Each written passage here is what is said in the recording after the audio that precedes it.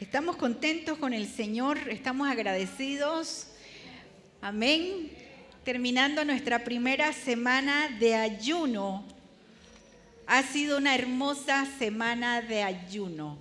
¿Cuántos han estado en la presencia del Señor y hemos estado confiando en que el Señor tiene control de todas las cosas? Amén y amén. Quiero dar la especial bienvenida para los que no la conocen a mi tía, la pastora María Castañeda, que está aquí de visita desde San Luis Potosí, México.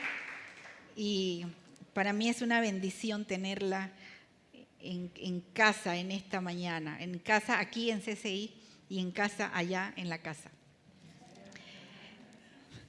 En esta mañana vamos a ir a la palabra de Dios. Bueno, ya es mediodía, vamos a ir a la palabra de Dios y vamos a concentrarnos en la historia de un personaje que hoy tiene lecciones para nosotros. Y hoy vamos a ver también, de acuerdo a un texto que conocemos mucho, todo para bien, todo para bien. Y el texto que conocemos muchos, o que decimos muchos, ustedes lo conocen, de acuerdo, no sé en qué versión lo han memorizado, pero está en Romanos 8:28, que dice que a los que aman a Dios, todas las cosas les ayudan para bien. Y cuando nosotros vamos, eso está en Romanos. Nosotros vamos a encontrar a lo largo de la Escritura que este es un principio bíblico que se cumple en aquellos que aman a Dios. O sea, a los que aman a Dios, todas las cosas les ayudan para bien. Y esa palabra todo o todas las cosas es completamente incluyente. No se excluye nada porque dice todo. Y cuando uno piensa en que todo, ¿cómo puede una situación difícil, cómo puede una enfermedad, cómo puede ser la pérdida de un trabajo, la pérdida de un ser querido, cómo puede eso ser algo que se vuelva para bien, que se torne para bien? Y en eso nos vamos a concentrar en este día y vamos a verlo a través de la vida de José. Entonces, vamos a ver si puedo con esto. Ustedes saben que yo soy genio de la tecnología. La historia de José en 2023. Ahora, nosotros vamos a encontrar la historia de José en Génesis 37, Génesis 41 hasta el 44, toda la historia, el 39, 45, 49. De hecho, la última parte del libro de Génesis, uno de los personajes principales, si no el principal, es precisamente José. Entonces uno dice, ¿qué tengo que aprender? ¿Qué puede enseñarme a mí un personaje del primer libro de la Biblia?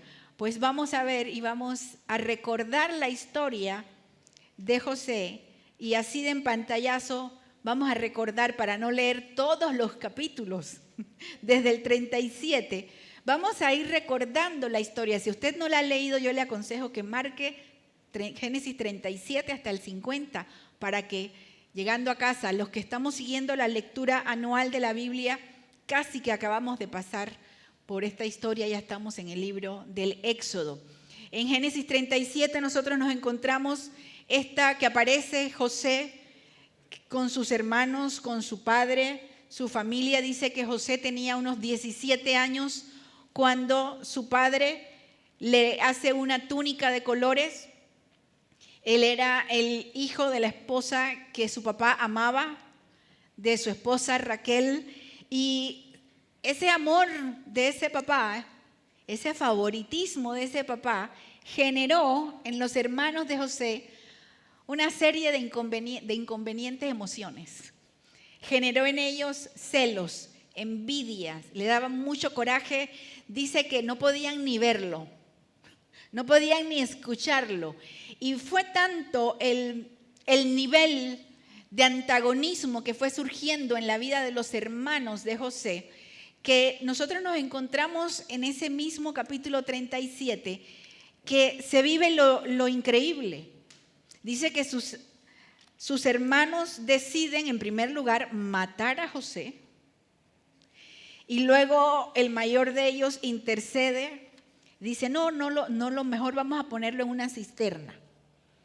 Y luego el segundo hermano mayor tiene una brillante idea, dice, no, ¿para qué lo vamos a matar? Vamos a venderlo. Ese le hizo aún mejor idea. Vamos a vender a nuestro hermano. Y ellos lo meten en una cisterna y ellos venden a José. Eso nosotros lo encontramos todavía en Génesis 37. Ellos venden a José, un joven de 17 años. ¿Ustedes se imaginan lo que significó para un muchacho de 17 años que tenía 11 hermanos, que sus 10 hermanos mayores decidieran que era tan odiado por ellos que decidieron separarlo de su familia, de su papá que lo amaba, de su hermano menor y venderlo como esclavo? Entonces la historia de José continúa con una serie de sinsabores. Encontramos en Génesis 39 que ahora él pasa a trabajar como esclavo. Primero está como esclavo de un señor, luego es acosado. Hoy ganaría una gran demanda, tal vez, en los juzgados por acoso. Y es llevado a la cárcel y siendo inocente es acusado de manera injusta y es llevado, es puesto en la prisión. Y todo eso va aconteciendo mientras, de manera paralela, sus hermanos siguen su vida. Ellos continúan su historia personal. El padre cae en una especie de luto interminable porque era su hijo favorito. Y ellos establecen para su padre una mentira. Ellos les dicen, debe ser que alguna bestia se lo devoró en el campo. Y siguen pasando los años, José está en prisión y estando en prisión, José recibe de parte de Dios sueños. En parte lo que había generado el odio de sus hermanos es que José tenía sueños en los que él se miraba como la persona a quien su familia le rendía honores, tenía respeto, y eso decía, ¿cómo es posible que siendo tú el hijo menor, nosotros te vamos a respetar? Pero eran sueños que Dios le estaba dando a José. José cae en prisión, luego de estar en prisión, vuelve el Señor a darle sueños y llega a oídos de Faraón, que era el principal, el rey, el emperador de Egipto, esta nación poderosa en el tiempo de José. Llega a oídos que había un preso que sabía interpretar sueños. Y el faraón había tenido un sueño muy terrible. Si ustedes leen y conocen la historia, el sueño aquel de las vacas flacas y las vacas gordas y todo lo que involucraba, y el faraón estaba muy asustado por lo que él no entendía, y él llama a José, y José pasa de ser un esclavo, luego a ser un prisionero, luego a ser la mano derecha, el consejero del faraón. Entonces es una historia que es impactante. Todo esto en un periodo de alrededor de 20 años. 20 años le tomó a José pasar de una situación difícil a otra situación difícil, hasta que se da el momento en que nosotros nos encontramos que en Génesis 42, la familia de José, sus hermanos, su papá, estaban ya enfrentándose a lo que venía, que era hambre. Después de 7 años de abundancia, vienen los hermanos de José a Egipto a buscar comida, a comprar comida. Y oh sorpresa, cuando quien está a cargo es precisamente el hermano que ellos habían vendido, aquel que había tenido los sueños, pero ellos no reconocieron a José. Estamos todavía en Génesis 42, Génesis 43, y José hace una pequeña intervención para probar el corazón de sus hermanos antes de darse a conocer. Y usted lee en la historia que él pone su copa en la maleta, en el equipaje de sus hermanos, el equipaje de su hermano menor. Usted puede leerlo, es como si uno leyera una historia de aventuras, de todo lo que sucedió, lo que hizo, cómo se levantaron, cómo ellos protestaron, cómo dijeron que no. Y luego José, ya no pudiendo más, nos encontramos que él se da a conocer a sus hermanos en el capítulo 45 de Génesis. Y cuando él se da a conocer a sus hermanos, los hermanos ya habían cumplido el sueño que había tenido José. Era José el más relevante, el que tenía el control. La historia de José cambia desde el punto de vista de su familia. Ahora el faraón sabe que la familia de José está cerca. El faraón está muy agradecido y el faraón hace venir a su padre. El padre puede volver a ver a su hijo. Y dice la Biblia que estuvo con José 17 años, todavía vivió su padre. Y pudo ver a los hijos de José, a los cuales bendijo. Ya eso está más adelante en la historia, en el capítulo 48 de Génesis. Y luego entonces Israel, que es el padre, bendice a todos sus hijos y le toca una bendición muy importante a José, capítulo 49. Y con esta historia de la muerte de José termina el libro de Génesis.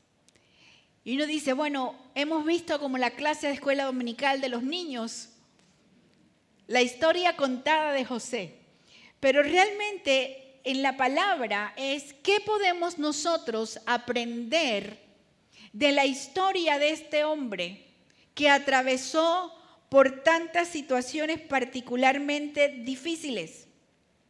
Y hay varias lecciones que nosotros hoy podemos tomar para nosotros en la palabra del Señor. En primer lugar, nosotros debemos recordar que las crisis, los problemas y las decepciones nos ocurren a todos. Todas las personas en algún momento de nuestra vida nos vamos a enfrentar con crisis, con situaciones. Una crisis es un problema que yo no puedo manejar. Es cuando llega algo a mi vida que me conflictúa, que me saca de mi balance, que me trae sobre todo dolor, aflicción y yo no lo puedo controlar. Pero también tenemos problemas que usualmente son aquellas cosas que nosotros controlamos más o menos, que no nos desbordan, que tratamos de encontrar cómo solucionar. Y todos nos enfrentamos a decepciones. Si yo les dijera, levanten la mano, ¿quién ha sido decepcionado por alguien? Sean las dos manos. Y si yo preguntara, aquí tal vez no levantaríamos la mano, si yo preguntara, ¿cuántas veces usted ha decepcionado a alguien? Yo no. Pero realmente es de doble vía. Los seres humanos tenemos la capacidad de ser decepcionados y de ser decepcionantes. Y esto nos ocurre a todos. Nosotros debemos aprender o recordar que en la vida nosotros nos enfrentamos en un mundo que vive en pecado, en un mundo donde hay aflicción. Oraba el pastor Guillermo citando al Señor Jesús cuando dijo, en el mundo tendrán aflicción. Nosotros vivimos en un mundo que se caracteriza porque los problemas y las aflicciones vienen desde afuera y desde adentro.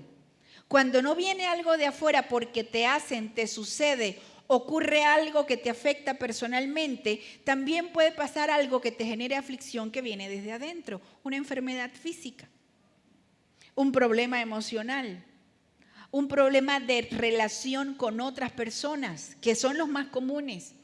Estaba leyendo de un pastor que quería escribir un libro sobre temas bíblicos y levantó una encuesta preguntando ¿qué te gustaría de la Biblia? ¿Qué respuesta te gustaría encontrar? ¿Qué preguntas tienes? Y él dice que él pensaba que la gente iba a escribir, bueno, yo quiero saber de la profecía, del fin del mundo, del rapto, de las cosas, dice, que me interesaban a mí, ¿no? De cuándo fue el diluvio, de de quiénes eran los gigantes. Él estaba preparando su lista de temas impactantes.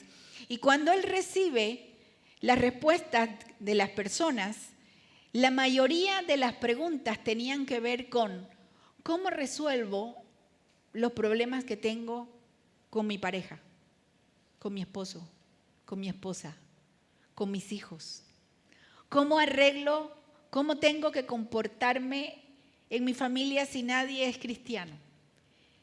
¿Cómo logro superar la sensación de fracaso porque no me sale nada bien? Y él decía, nada de esto es lo que yo pensaba que la gente iba a preguntar. Pero es que son las aflicciones que mueven a nuestros pasos todos los días de nuestra vida. Nosotros tenemos periodos muy felices y momentos muy bonitos y los identificamos y los aprovechamos a veces, no siempre. Hay personas que aún en el momento bonito se quejan porque sí está bonito, pero sí me gusta, pero sí lo disfruté, pero, y uno dice, pero solo disfrútalo.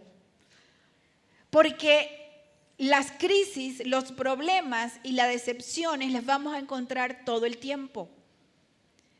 Diferentes tipos de problemas causan en nosotros diferentes tipos de reacción y de sentimiento. No es lo mismo tener un problema que nos afecta desde afuera y que nosotros pensamos que podemos resolver o que no está muy directamente relacionado con nosotros, a cuando es un problema que desde adentro nos duele, nos genera aflicción, nos genera dolor. Y cuando nosotros vemos la vida de José, nos encontramos a un hombre que desde su más temprana adolescencia, muy jovencito, había comenzado a padecer, porque para el momento de los 17 años ya su mamá había muerto. Y luego es vendido por sus hermanos. Y luego pasa de ser el hijo consentido en un ambiente seguro, donde había seguridad económica, donde había provisión. Él pasa a ser una persona extraña, en un lugar extraño, esclavizado. Y hay algo que es interesante, cuando nosotros vemos a José, nosotros podríamos pensar, bueno, va a tener un momento de respiro. Algo le va a salir bien, algo va a acontecer que se va a sentir mejor. Pero ¿cuánto tiempo pasa hasta que nosotros podemos ver una situación cómoda para José? Más bien los problemas de José se acentúan, los problemas de José son más graves, las situaciones de crisis son más importantes, las decepciones de las personas. Y sin embargo, la segunda lección que nosotros podemos aprender de la vida de José es que nuestra actitud influye en nuestra calidad de vida integral. Nuestra actitud, fíjense, nosotros no podemos evitar los problemas. Hay problemas que nosotros los provocamos, eso es cierto, o sea que sí deberíamos poder prevenir algunos, pero hay situaciones que nosotros no podemos cambiar, que nosotros no podemos prevenir. Hay crisis de salud que nosotros no podemos hacer nada para evitarla. Hay problemas que nos generan otras personas. Hay crisis económicas que vienen a nuestra vida incluso porque estamos en un mundo de crisis económica, que nosotros no podemos hacer nada. Y nos encontramos a José, que estaba pasando por una situación detrás de la otra. Es vendido como esclavo y tiene que comenzar a servir. Pero ¿saben cuál hay una característica en la vida de José que nosotros debemos aprender? Es que la actitud, la disposición, cuando decimos actitud, nos estamos refiriendo a la disposición con que nosotros enfrentamos una situación y nuestro comportamiento, nuestras acciones dependen de nuestra actitud. Si mi actitud es una actitud de derrota y es una actitud de fracaso o es una actitud de pobrecita yo, o como digo yo, pobrecita, de pobrecita yo, y pienso siempre, y no estoy no confundamos, no estoy hablando de este pensamiento positivo de que si yo digo está bonito, aunque esté feo. No, eso no es, la vida no es así.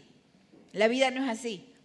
No estoy hablando de un pensamiento positivo sin sentido y que no tiene ningún fundamento y decir, qué bonito, estoy sufriendo. No, porque el sufrimiento se acepta como sufrimiento.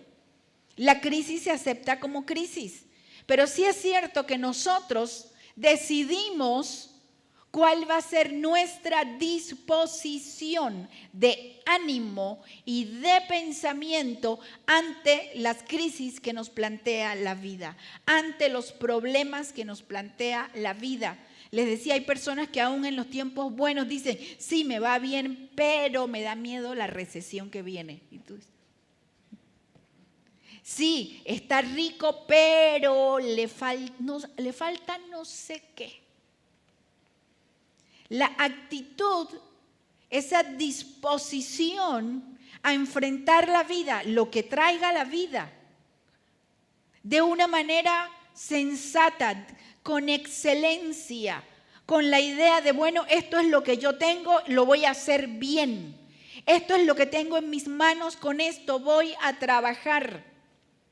Hay un pasaje en los libros proféticos donde el profeta dice, las cosas pequeñas en las manos del Señor pueden lograr grandes proezas. Porque nosotros pensamos que necesitamos un escenario perfecto, un escenario arreglado, un sostén o un apoyo económico, un apoyo familiar. Necesitamos tener todo bien montado para entonces yo ir con todo ante la vida. Y decimos, es que tenemos que ser como los atletas, pero ¿cómo son los atletas? No sé si alguna vez se ha fijado en las comparaciones que se hacen con atletas de alto rendimiento. Y en algunas ocasiones mi esposo y yo hemos hablado, y me imagino que usted también, de cómo, por ejemplo, en Panamá, para no hablar de Ecuador, que no será así, o de Guatemala, o de México, no sé cómo sea, o de Honduras, no sabemos, pero nosotros comparamos cuando decimos hay países en donde el apoyo, la infraestructura para los atletas es tanta. Hay tanto apoyo, hay las instalaciones, el dinero que reciben, el apoyo médico, psicológico para que ellos puedan entrenar, para que puedan desarrollarse y van a los eventos, a las Olimpiadas y aquí y allá y ganan medallas y ganan campeonatos. Y luego van nuestros atletas y nuestros atletas, por eso no digo de qué países, pero por lo menos en Panamá, muchos de nuestros atletas no cuentan con el apoyo que tienen otros países. No hay toda esa infraestructura, no hay el apoyo económico. A veces ellos tienen que conseguir dónde entrenar, dónde correr, dónde consiguen donados unos zapatos, unas zapatillas. Ni qué decir de los lugares aún menos urbanizados que hay en el planeta, donde de repente nos sorprende un superatleta y gana las medallas y uno dice, o nos enojamos porque van nuestros atletas y usted ve que los panameños somos muy dados a eso, ¿no? Yo sigo hablando de Panamá, no sé en otros lugares, pero somos muy dados a que luego en las redes sociales decimos, para eso van, para dejarnos en ridículo y hacernos pasar vergüenza, ni una medalla saben ganar. Y yo siempre digo, ¿pero qué les dimos para que puedan ganar una medalla? Es más, ellos hacen mucho con lo poco que tienen a su disposición. ¿Y saben por qué logran mucho aún aquellos que tienen pocos recursos en sus manos? Porque tiene que ver con la actitud con que se enfrenta el desafío de la vida. Y puede que tú no tengas o que yo no tenga todo el recurso que uno piensa que necesita tener, todo el apoyo que necesita tener, todo el respaldo que necesita, pero uno decide ante la vida si uno se va a presentar y uno va a tomar lo que se le presenta con una actitud de fracaso, de derrota, de impaciencia, de queja, de un pensamiento negativo que dice, esto ni modo, esto es lo que me tocó, bueno, lo voy a tratar de cualquier manera. Hay un meme por ahí, yo no sé por qué Mario ve tantos memes, pero hay un meme por ahí que pone a una joven trabajando así en la computadora y pone, yo trabajando hasta que me acordé cuánto me pagan. Entonces ella baja el ritmo y con un dedo en el teclado. Porque asociamos la actitud y la excelencia y la productividad con o las recompensas o el apoyo o lo que me propone la vida como beneficio. Sin embargo, nosotros encontramos que José, aún en situación de esclavitud, no importa cuál era la encomienda, el trabajo que se le daba, José siempre era excelente en lo que hacía. ¿Por qué esa diferencia de José? ¿Por qué José era diferente? ¿Por qué él enfrentaba lo que le tocaba en medio de la crisis, en medio del problema, de la frustración? ¿Por qué él sabía hacer las cosas, ser diligente, hacerlo con excelencia?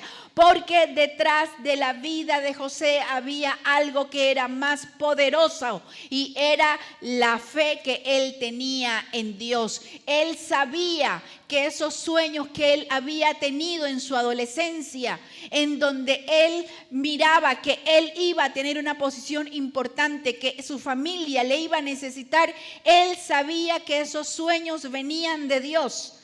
Y él no sabía cómo ni cuándo eso podía suceder, pero él sabía que si era de Dios, Dios es fiel a lo que dice que va a pasar. Por eso es, aun cuando tú pienses que en la vida no te ha tocado lo que tú mereces, o hay situaciones críticas, o no se abren las puertas que tú esperas, o te surge una enfermedad, o tienes una decepción de algún tipo, o va marchando lentamente aquellos pasos que tú estás dando. Si tú tienes una relación personal con Dios, si tu fe y tu convicción están puestas en Dios, tú y yo estamos llamados a vivir con excelencia, en una actitud de victoria, porque Dios está con nosotros. Es la actitud con que nosotros enfrentamos la vida la que influye en nuestra calidad de vida. Tanto es así que al final, cuando nosotros nos encontramos que él ya está en Egipto, él pasa de ser administrador, fíjense, llega a ser administrador. Luego lo acusan injustamente, va preso. Dice, pero no, que la cosa iba mejorando y otra vez va preso. Y ya una vez que él sale, que el faraón lo libera, que le da una posición importante, se convierte en consejero de faraón. Dice que tenía 30 años cuando fue llevado delante de faraón. ¿Se acuerdan que lo vendieron a los 17? Tenía 30 años cuando se paró frente a Faraón. Y dice que Faraón le dio una esposa y él comenzó a tener su propia familia. ¿Dónde nos damos cuenta de la actitud que José había asumido en su vida ante las crisis, los problemas, las decepciones que él había tenido? Lo comenzamos a ver en el significado de los nombres de sus hijos. Él dice, tuvo su primer hijo y le puso Manasés, que significa olvido. Y dice, le puso Manasés y dice José, porque Dios me ha hecho olvidar el dolor de la casa de mi padre.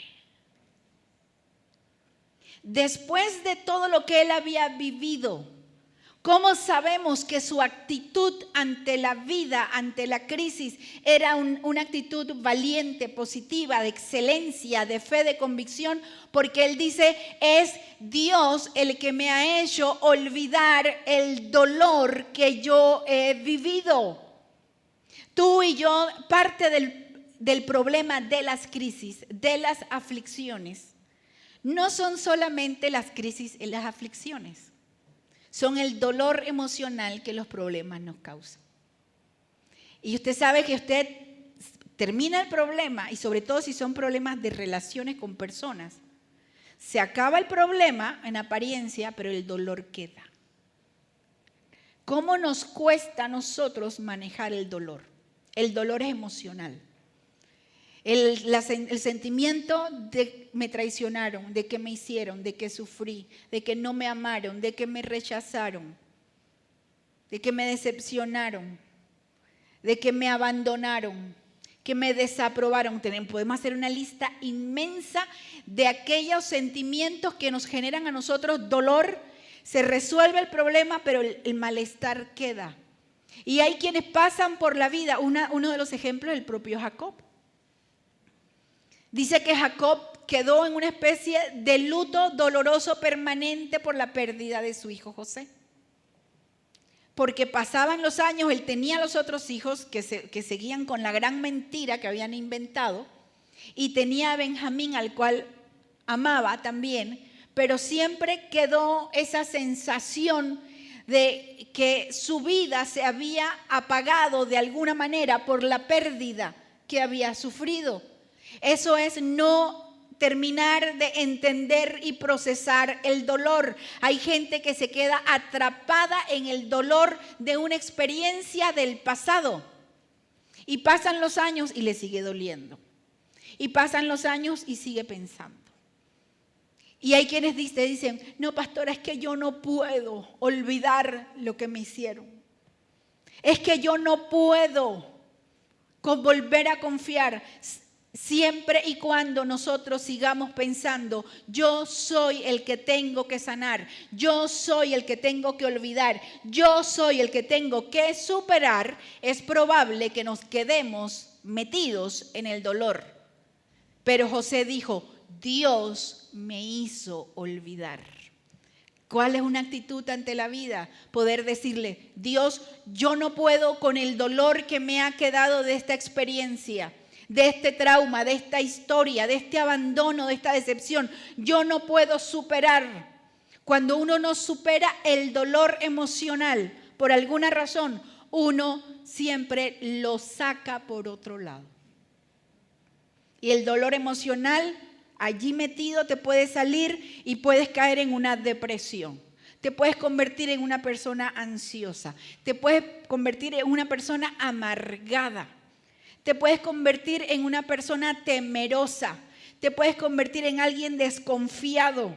En alguien que no termina nunca de creer que hay algo bueno y que siempre está comparando lo que tiene ahora con lo que perdió, con lo que ya no es, con lo que ya no tiene. Y uno se da cuenta por las conversaciones. Una de las historias que a mí siempre me ha impactado en mi vida es el caso de una amiga que perdió a su único hermano y él desapareció, nunca se encontró. Todo el mundo sabía que había muerto de alguna manera, pero nunca se encontró. Y nunca dejó de impresionarme cuando ya años después, algunos años después del evento, fuimos a la casa de mi amiga, a la casa de su familia, a celebrar un cumpleaños. Y cuando llegamos allí, era una casa de campo muy bonita, muchos árboles. Entonces, lo que pasa a veces, ¿no? Que te dan un tour por la casa, porque uno dice, qué casa tan bonita. Entonces te llevan a enseñar la casa y nos llevaron a la habitación del hermano. Estaba intacta, después de años, con todo lo que le había pertenecido, inclusive su guitarra en una esquina. Y en la conversación de la mamá de mi amiga, toda giraba en torno al muchacho, pero tenía 3 hijas vivas frente a ella, que era como que no eran el motivo o el objeto de su alegría, porque se había quedado atrapada en el dolor de la pérdida. La pérdida va a venir de todo tipo, la crisis va a venir, la enfermedad va a venir, pero uno tiene que decidir cuál va a ser la actitud. Pero hay una diferencia. Si esto fuera una charla de psicología, diríamos, qué buena historia, una actitud, hay que tener actitud. Pero esta es la predicación de la palabra. Quiere decir que nosotros debemos entender que nuestra actitud, quien puede transformarla, quien puede sostenernos, quien puede darnos una visión diferente, quien puede abrir y puede sanar el dolor, es Dios. José dijo, Dios me ha ayudado a olvidar el dolor que yo tuve en la casa de mi padre. Luego tiene un segundo hijo y le pone por nombre Efraín, que significa fructífero. Y la explicación que da José cuando le pone por nombre Efraín es la siguiente. Él dice, le pongo Efraín porque Dios, otra vez Dios me hizo fértil en la tierra de mi aflicción. Fíjense, no hay una negación del problema. No es que dijo, bueno, vivamos como si nada hubiera pasado. Él estaba consciente de lo que había vivido. Pero él había tomado la decisión de vivir para Dios, conforme a Dios, agradando a Dios. Y Dios le había hecho prosperar aún en esa tierra que no era suya, en esa tierra donde él había sufrido. Se me viene ahorita, en este instante, aquí en esta congregación hay muchas personas que son extranjeras, que no están en su tierra. Y para algunos esta tierra se convierte en la tierra de su aflicción, porque le ocurren crisis. Pero ¿sabes una cosa? Aunque estés en lo que tú pienses que es la tierra de tu aflicción, si el Señor es tu Dios, si el Señor es tu pastor, si el Señor es tu roca, si el Señor es Jehová Jireh, tu proveedor, si el Señor es tu paz, si el Señor es tu justicia, si el Señor es tu sanador, si Él es tu salvador, no importa lo que pase en la tierra donde tú estás viviendo, Dios te hace fértil y te hace productivo en este lugar. Dios te hace fértil en la tierra de tu aflicción. Y esto es válido para los que de aquí se van a vivir o a trabajar en otro lugar. A los que son de aquí y viven aquí y aquí trabajan. No importa cuál sea la situación de vida. La crisis o la aflicción, nuestra actitud, el creerle a Dios, el conocer a Dios, el caminar por la fe, aun cuando pase el tiempo. ¿Cuántos años habían pasado desde que José había sido vendido por su hermano? En tercer lugar, una lección que aprendemos de la vida de José es que en Dios es posible restaurar lo que se ha dañado. Fíjense cómo nos narra la historia que llegan sus hermanos y sus hermanos llegan buscando qué comer. José los mira, José sabe que son ellos, José se emociona y comienza toda una serie de... Hay un poeta inglés que decía que la historia de José con sus hermanos, el capítulo 42, 43, 44 y 45, se puede considerar una de las grandes obras maestras de literatura. Por el contenido, el drama, la narración, los personajes. Y cuando él ve a sus hermanos y se presenta con sus hermanos, ya en el capítulo 45, hay algo que es muy importante en esta historia. Él le dice a ellos, estoy en el capítulo 45, si alguien lo quiere marcar, en el verso 4 dice, José le dijo a sus hermanos, acérquense ahora a mí. Y ellos se acercaron y les dijo, yo soy su hermano José, a quien ustedes vendieron a Egipto. Así de frente y en su cara. Se han pasado tantos años, pero acuérdense que ustedes me vendieron. El hecho de haber sanado el dolor no quiere decir que uno no deba hacerse responsable de lo que uno hizo. ¿Quieres restaurar aquello que dañaste o aquello que se dañó en tu vida? tienes que reconocer y arrepentirte. Tenemos que reconocer y arrepentirnos de lo que hicimos mal. Tenemos que hacernos responsables de la parte que a nosotros nos toca. Esto se ve mucho en las relaciones de pareja, en las relaciones de familia, que dice, pero es que esto no lo hice yo, esto lo hizo él o lo hizo ella. Tú no te puedes hacer responsable por lo que hizo ella o por lo que hizo él o por lo que hicieron tus hijos. Tú tienes que hacerte responsable de la parte que tú hiciste. ¿Qué hice yo que colaboró con esta situación? José de frente les dice, ustedes me vendieron. Y los hermanos reconocen, los hermanos habían estado viviendo en una mentira detrás de la otra. Habían mentido a su padre, tantos años repitiendo la misma mentira. Nuestro hermano murió porque lo devoraron unas bestias. Tantos años viendo el dolor y el luto del papá y fueron incapaces de decirle, papá, perdónanos, fuimos nosotros los que te causamos esto. Pero para nosotros restaurar en Dios aquello que se dañó, tenemos que reconocer. Pero es posible hacerlo. Otra vez tiene que ver con la actitud. O soy víctima, o me hago cargo, o me hago responsable. O me tiro a morir, o vivo. O decido confiar en Dios, o decido que ya no tiene sentido. Pero nos encontramos que Dios le dio la oportunidad a José y a sus hermanos. Uno de los momentos más interesantes es el verso 14 del capítulo 45. Luego que ellos hablan, José les dice, soy yo. Dice, entonces se echó sobre el cuello de su hermano Benjamín y lloró, y Benjamín también lloró sobre su cuello. Verso 15, y besó a todos sus hermanos y lloró sobre ellos. Después sus hermanos hablaron con él. ¿Dónde se ve la restauración que Dios estaba efectuando?